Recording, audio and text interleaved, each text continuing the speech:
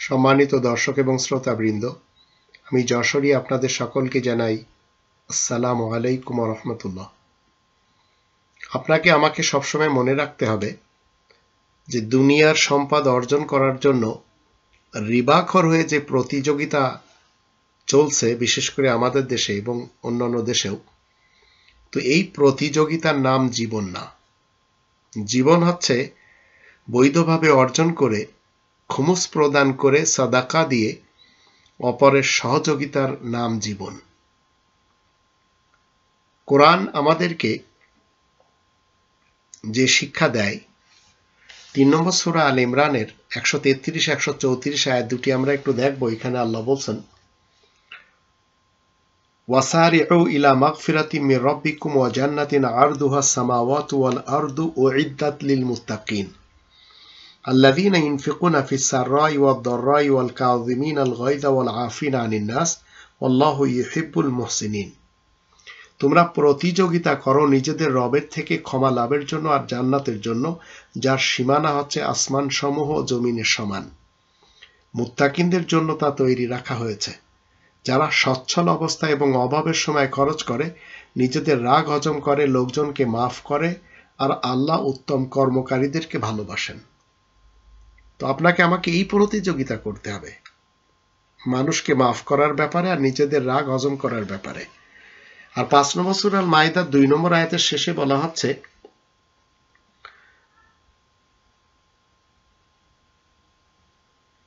ওয়া তাআওয়ানু আলাল বিররি ওয়াত তাকওয়া ওয়া লা তাআওয়ানু আলাল ইসমি ওয়াল উদওয়ান ওয়াত্তাকুল্লাহা ইন্নাল্লাহা শাদীদুল ইকাব।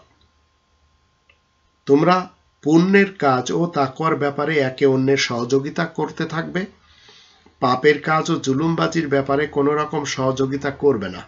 তোমরা সবাই আল্লাহ তাআলা তাকওয়া অর্জন করো, নিশ্চয় আল্লাহ শাস্তির ব্যাপারে বড়ই কঠোর। তো আপনি রবের শান্তির রাজ্যে যখন একজন মুমিন হবেন, একজন মুসলিম হবেন, তখন আপনাকে কি করতে হবে?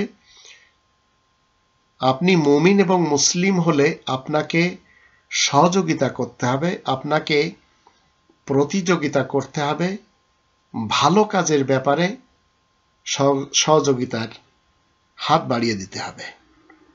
আপনি যখন রব্বানী বিধান মানবেন, রব্বানী তন্ত্র মানবেন, তখন আপনাকে গণতন্ত্রের সাথে, রাজতন্ত্রের সাথে, সমাজতন্ত্রের সাথে এবং মোল্লাতন্ত্রের সাথে জোট করলে চলবে না।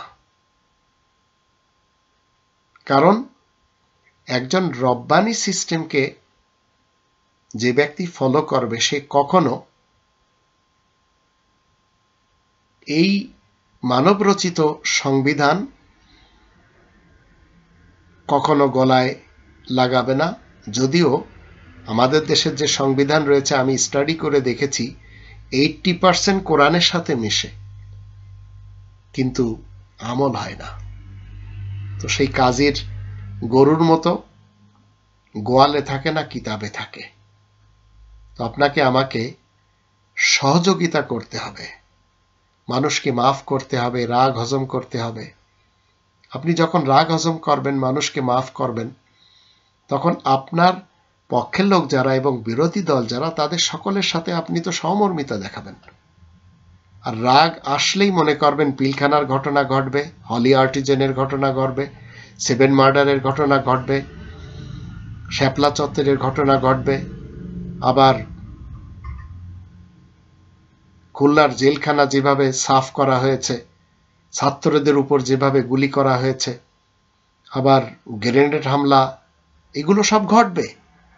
কারণ আপনি রাগ হজম করতে পারছেন না, আপনার ভিতরে কোরআনের জ্ঞান নেই, তাই এগুলি ঘটেই চলেছে।